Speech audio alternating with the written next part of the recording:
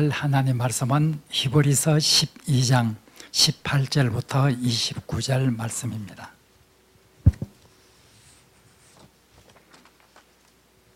히브리서 12장 18절부터 29절 말씀을 교독하겠습니다.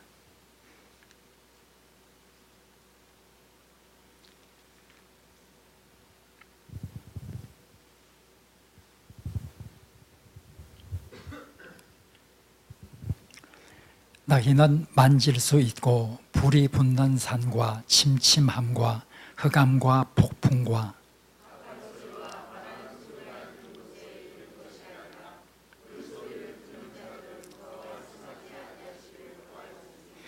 이는 짐승이라도 그 산에 들어가면 돌로 침을 당하리라 하신 명령을 그들이 견디지 못함이라.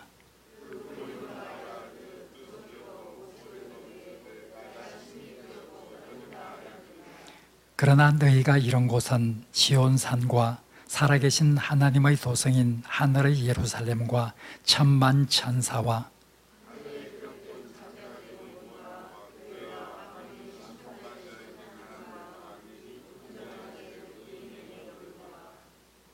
새 언약의 중보자이신 예수와 및 아벨의 피보다 더 나은 것을 말하는 불인 피니라.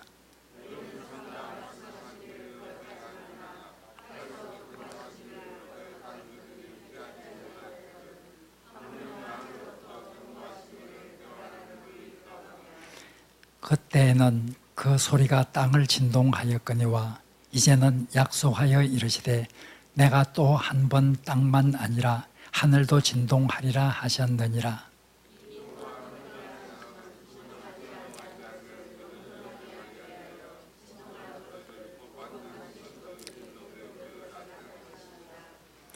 그러므로 우리가 흔들리지 않는 나라를 받았은즉 은혜를 받자 이로 말미암아 경건함과 두려움으로 하나님을 기쁘시게 섬길지니.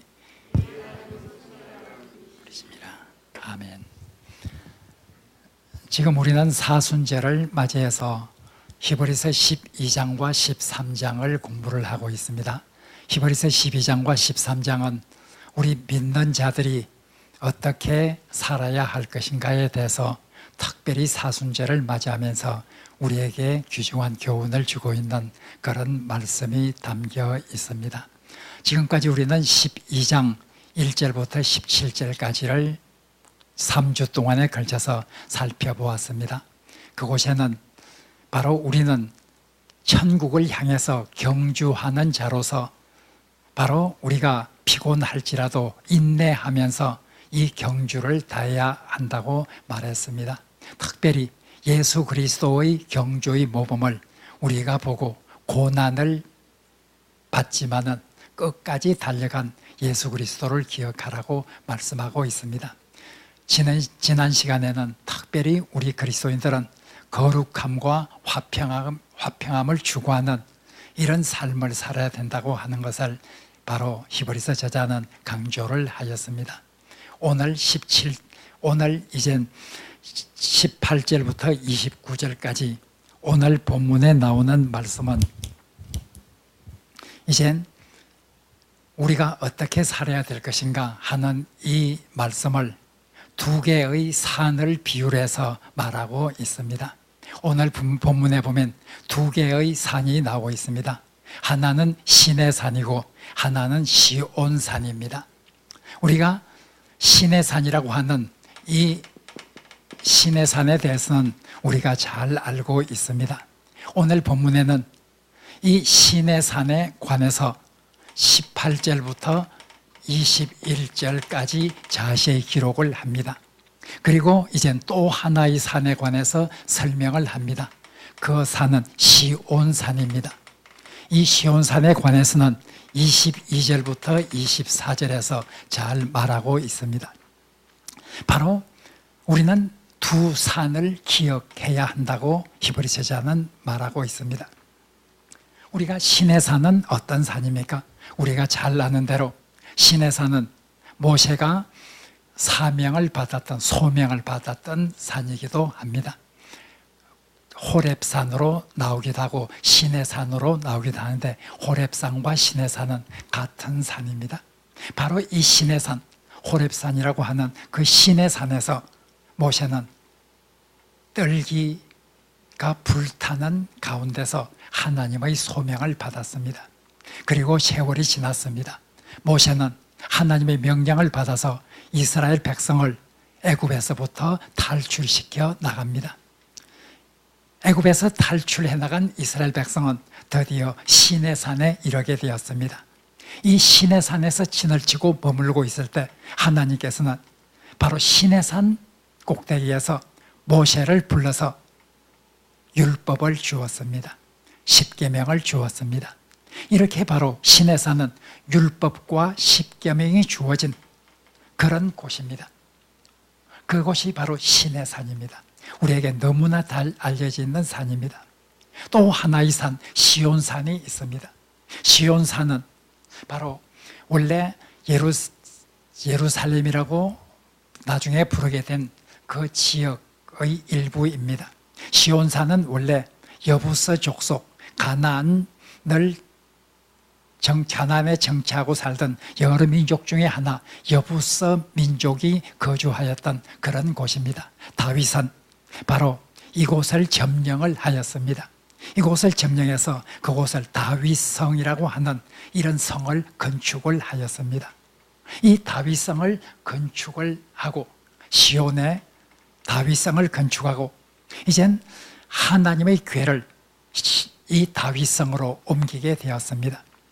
그리고 나중에 이 시온산 북쪽에 있는 모리아산이라고 일컬기도 하는 바로 그곳에다가 솔로몬은 성전을 건축을 하였습니다. 그리고 나중에 이 시온산 북쪽에 있는 언덕에 솔로몬이 성전을 건축하고 난 다음에 시온산이라고 하는 이 산의 범위를 성전이 지어진 그곳까지 넓혀서 시온산이라 이렇게 부르게 되었습니다. 따라서 시온산은 바로 하나님의 궤가 있고 하나님의 성전이 있는 그런 곳으로서 하나님의 임재를 상징하는 그런 곳이 되었습니다. 다윗성이라고 부르던 이곳은 점점 확대가 되어져서 나중에 예루살렘이라고 하는 큰 도성이 되게 되죠. 바로 다윗성, 즉 시온은 예루살렘 성의 한 부분을 이루고 있는 산입니다. 따라서 이 시온산은 바로 하나님이 임재하는 그런 도성, 예루살렘을 상징하는 그런 이름이 되었습니다. 바로 이런 시온산과 시내산 두 산 중에서 우리 그리스도인들이 이런 곳은 어딘지, 우리 그리스도인들이 향하여 나아가는 산은 어딘지를 오늘 본문은 말하고 있습니다. 우리 그리스도인들이 나아가는 산은 시내산이 아닙니다. 이 시내산은 바로 율법이 주어진 곳입니다. 율법이 주어진 곳으로, 율법이 주어질 때에 그곳은 큰 두려움으로 휩싸였던 그런 곳입니다. 여기에는 시내산은 바로 두려움으로 가득 찬 이런 곳이었습니다. 18절부터 21절에 보면 시내산은 어떤 곳이었는가? 하나님께서 그 율법을 주실 때 이스라엘 백성은 두려움에 휩싸일 수밖에 없었습니다. 그 시내산은 우리 눈으로 볼 수 있고 손으로 만질 수 있는 산입니다. 시온산은 물론 예루살렘의 부분을 이루고 있는 이 시온산은 눈으로 볼 수 있지만 이 시온산은 후에 하늘의 예루살렘, 하늘과 새 땅을 상징하는 하늘의 예루살렘을 바로 상징하는 그런 산으로 씌어지게 되었습니다. 하늘의 예루살렘은 우리가 볼 수가 없습니다. 손으로 만질 수가 없습니다. 바로 18절에 시작하는 것은 시내산은 손으로 만질 수 있는 그런 산이었다. 그런데 그 시내산은 어떤 산인가?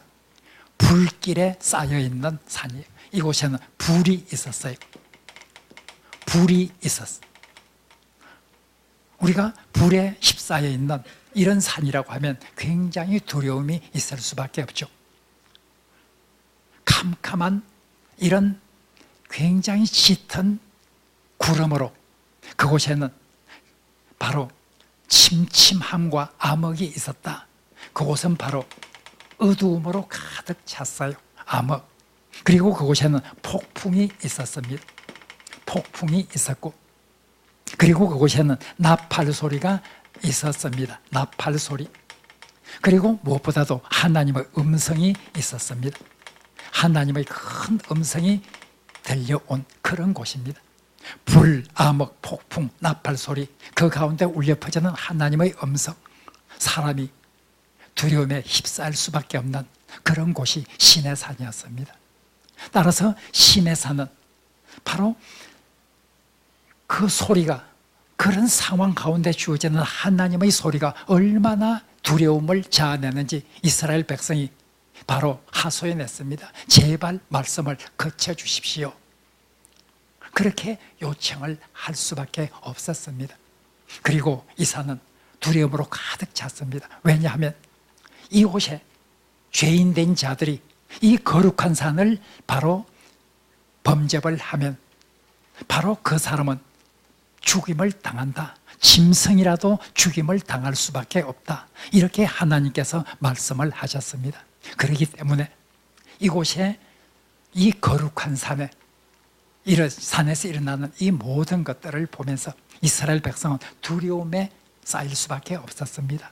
21절에 보면 모세까지도 심히 두렵다, 이렇게 말할 수밖에 없는 곳이 시내산이었다 하고 말하고 있습니다. 모세도 이런 상황 속에서 하나님과 대면하여 본 자, 하나님과 인간 사이의 중보자 역할을 했던 모세조차도 심히 두렵다고 말할 수 있는 그런 곳이 바로 시내산이었습니다. 우리는 바로 시내산에 있는 사람들인가? 바로 오늘 히브리서는 결코 아니다. 우리는 시내산에 있는 사람이 아니라 우리는 시온산에 도달한 사람이다 하고 말하고 있습니다. 그리고 시온산은 어떤 곳인가? 22절부터 24절에서 시온산이 어떤 곳인가에 대해서 잘 말하고 있습니다. 시온산은, 그곳은 바로 하나님의 은혜가 있는 그런 곳이었어요. 시온산은 이런 시내산하고는 전혀 달랐어요. 시온산의 특성에 관해서 계속해서 나오고 있습니다. 그 중에서 특별히 오늘 본문에 보면 시온산에서는 바로 시온산은 하늘의 도성이다. 하나님의 도성이고 하늘의 예루살렘이다. 하나님의 도성. 다시 말하면 하늘의 예루살렘. 바로 시온산은, 우리가 도달한 그곳은 하나님의 도성, 하나님께서 임재하는 곳이고 하늘의 예루살렘에 해당되는 그곳이 바로 시온산이었어요. 그리고 시온산에서는 무엇보다도 심판주 되시는 하나님이 계시는 곳이에요. 무엇보다도 시온산은 하나님이 임재하시는 곳으로서 하나님이 계신 곳, 하나님은 심판주죠. 심판주 하나님이 계시는 곳이에요. 그리고 여기에는 바로 온전하게 된 의인의 영들이 있는 곳이에요. 뿐만 아닙니다. 천군, 천사들이 이곳에 있어요. 그리고 장자들의 모임이 여기에 있어요. 여기에 보면 장자들의 모임과 교회 이렇게 번역이 되어 있는데, 장자들의 모임과 교회는 같은 것을 의미합니다. 동격을 의미하죠. 장자들의 모임인 교회, 이렇게 번역을 해야 더 정확한 번역이 되겠죠. 우리 그리스도인들을 장자로 표현을 하였습니다. 장자로 표현한 것은 하나님의 택한 백성이라는 것을 강조하기 위함이신 동시에 바로 우리는 하나님 나라를 이어받을 상속자라는 것을 강조를 합니다. 옛날 이스라엘 백성을 보고, 하나님께서 택하신 이스라엘 백성을 보고 하나님은 장자라 이렇게 말했습니다. 우리를 장자로 표현한 것은 우리는 하나님의 택하신 족속이라 하는 것을 강조하고 있습니다. 또 옛날 장자에게 바로 상속권이 1차적으로 주어졌습니다. 우리를 이 장자로 표현한 것은 우리는 하나님 나라를 상속받을 그런 사람들이라는 것을 강조를 하기 위함입니다. 이런 곳이 바로 시온산입니다. 하나님이 계신 곳. 그리고 무엇보다도 24절 마지막 절에 보면 그곳은 바로 예수 그리스도가 계신 곳이다. 예수 그리스도, 우리의 중보자, 바로 예수 그리스도가 계신 곳, 우리의 중보자 되신 예수 그리스도가 계신 곳이고, 그리고 그뿐만 아니라 예수 그리스도의 피가 있는 곳이다. 예수 그리스도의 피를 강조를 하였습니다. 그 예수 그리스도의 피는, 거기에서 뿌려진 예수 그리스도의 피는 얼마나 힘이 있는지 아벨의 피보다도 더 힘이 있는 그런 피다 하고 말하고 있습니다. 구약 성경에 보면 어떤 정말 순교를 당하거나 이렇게 무죄한 자의 피는 하나님께 호소하는 그런 힘이 강합니다. 아벨도 하나님께 정당한 제사를 드렸지만은 자기 형 가인의 미움을 받아서 살해가 되었습니다. 이 가인의 피는 하나님께 호소하였습니다. 하나님께서 가인의 피가 땅에서 호소하는 소리를 들으시고 가인에게 나타납니다. 창세기 4장에 보면 나와 있죠. 가인의 피는 하나님께 호소하는 그런 힘이 아주 강한 그런 피였습니다. 그러나 예수 그리스도께서 흘려주신 피는 이 가인의 피와는 비교할 수 없을 정도로 큰 능력을 가진 그런 피라는 것을 말하고 있습니다. 시온에는 예수 그리스도가 계시고 예수 그리스도가 흘린 그 피가 있는 곳이 바로 시온이라 하고 말하고 있습니다. 우리가 도달하는 것은, 우리가 또 지향하는 목표점은 결코 신의 산이 아니라, 두려움으로 가득 찬 신의 산이 아니라 우리는 시온산을 향해서 나아가고 시온산에 도달하는 이런 사람들이다 하고 말하고 있습니다. 이것이 히브리 저자는 얼마나 큰 은혜인지를 강조합니다. 우리는 신의 산이 아니라 이런 시온산에 이르게 되고 시온산을 선물로 받은 그런 하늘의 백성으로서 그런 선물을 주신 하나님께 감사하고 하나님의 은혜에 대해서 마땅히 우리는 해야 될 바를 다한다는 것을 강조를 하고 있습니다. 정말 우리가 오늘 밤 이런 본문을 보면서 정말 그렇게 두려움으로 휩싸여 있는 신의 산이 아니라 하나님의 임재, 하나님과 동행하는 이런 곳인 시온산을 선물로 받았다고 하는 이것이 얼마나 큰 은혜인가를 우리에게 다시 한번 생각해 보라고 오늘 본문은 말하고 있습니다. 그런데 우리가 시온산을 선물로 받은 자로서 명심해야 될 것이 있습니다. 그것이 바로 25절에서 29절에 잘 나와 있습니다. 25절에서 29절은 그럼 신의 산이 아니라 시온산으로 인도함을 받은 우리 그리스도인들은 반드시 명심해야 될 것이 있습니다. 시온산은 평화롭고 하나님의 은혜가 넘치는 곳이죠. 신의 산은 불이 있고 떨림이 있는 그런 곳입니다. 그러나 우리가 명심해야 될 것은 시온산을 선물로 받은 우리도 꼭 기억해야 합니다. 신의 산에서 있었던 진동보다 더 큰 진동을 우리는 경험해야 됩니다. 신의 산에 있었던 화염보다도, 불보다도 더 큰 불길을 경험해야만 합니다. 이곳은 시온산을 선물로 받은 그리스도인들은 아주 평화만 있는 것이 아닙니다. 그곳에는 큰 진동이 있는데 그 진동은 신의 산에서 있었던 진동보다도 더 큰 진동입니다. 거기에는 불길이 있는데 신의 산에서 있었던 불길보다도 훨씬 비교할 수밖에 없는 소멸하는 불이 바로 있습니다. 25절에서 29절에 보면, 먼저 26절에서 27절에 보면 얼마나 큰 진동이 있는가. 그 진동은, 신의 산에서 있었던 진동은 땅을 진동하는 그런 진동이었습니다. 신의 산에서 하나님의 음성이 울려 퍼질 때 땅이 진동이 되었습니다. 그러나 앞으로 신의 산에서 있었던 진동보다 비교할 수 없는 진동이 앞으로 있을 것이라는 것을 말합니다. 하나님께서 말씀하셨습니다. 이때는 땅을 진동한 땅이 진동되었다. 그러나 앞으로 한 번 더 진동이 있을 텐데 그 진동은 땅을 뿐만 아니라 하늘까지 진동하는 이런 진동이 있을 것이다 하고 26절, 27절에서는 말하고 있습니다. 더 큰 진동이죠. 이런 진동이 있을 것이다. 그리고 29절에서는 큰 불길이 있을 텐데 그것은 소멸하는 불이다. 모든 것을 소멸시키는 그런 불이 있을 것이라 하고 말하고 있습니다.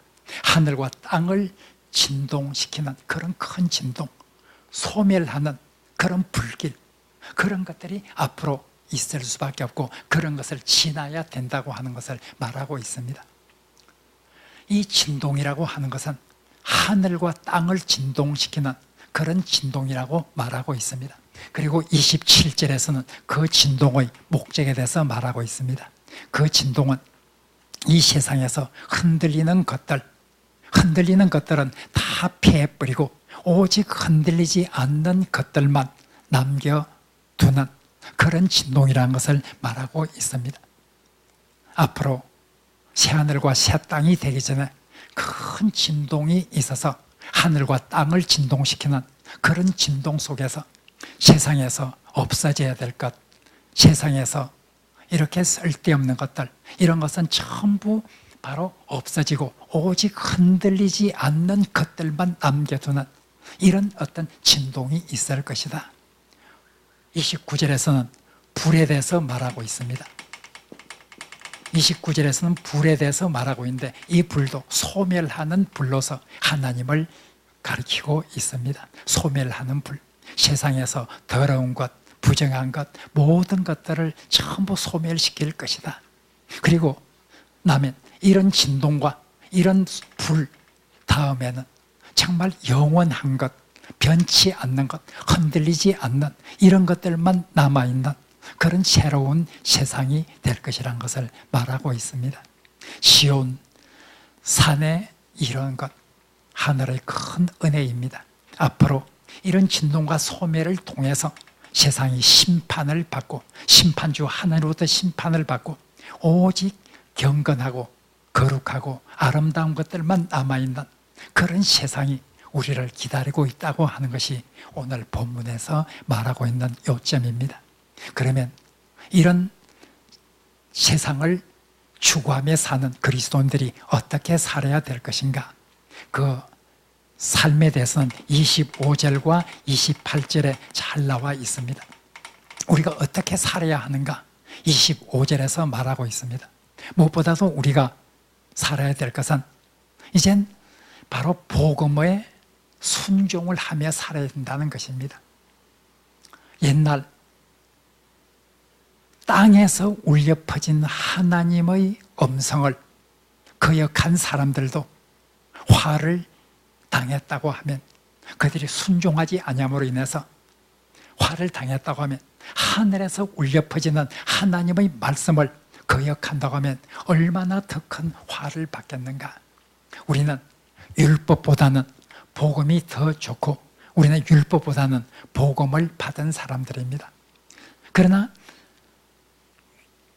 율법을 거역한 사람에게 하나님의 진노가 임했다고 하면 복음을 거역하는 사람들에게는 더 큰 진노가 내릴 수밖에 없다는 것을 25절은 말하고 있습니다.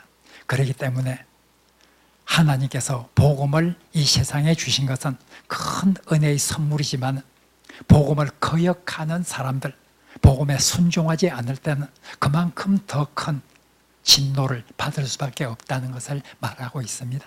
그렇기 때문에 우리는 항상 경건하게 살라고 말하고 있습니다.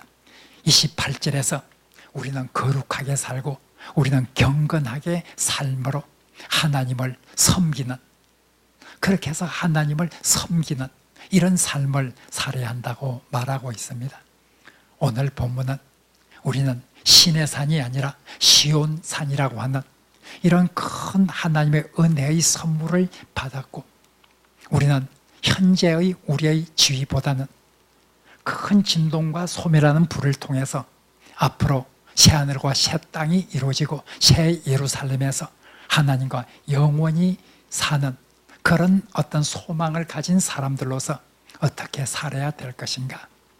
우리는 복음의 순응을 하고 우리는 거룩함과 경건함을 가지고 하나님을 섬기며 살아가는, 이것이 우리가 마땅히 살아가야 될 그런 삶이라는 것을 오늘 우리에게 말해주고 있습니다. 오늘 특별히 사순절입니다. 사순절, 오늘 본문에 보면 이 시온을 우리에게 선물로 주기 위해서 우리 중보자 되신 예수 그리스도께서 죽으셨습니다. 아벨의 피보다 더 큰 힘을 가진 예수 그리스도의 피, 예수 그리스도의 피를 통해서 우리는 복음을 받아들이게 되었고, 예수 그리스도의 피를 통해서 시내산에서의 이런 진노를 벗어버리고 시온산을 향하여 가는 그런 하늘의 백성이 되었습니다.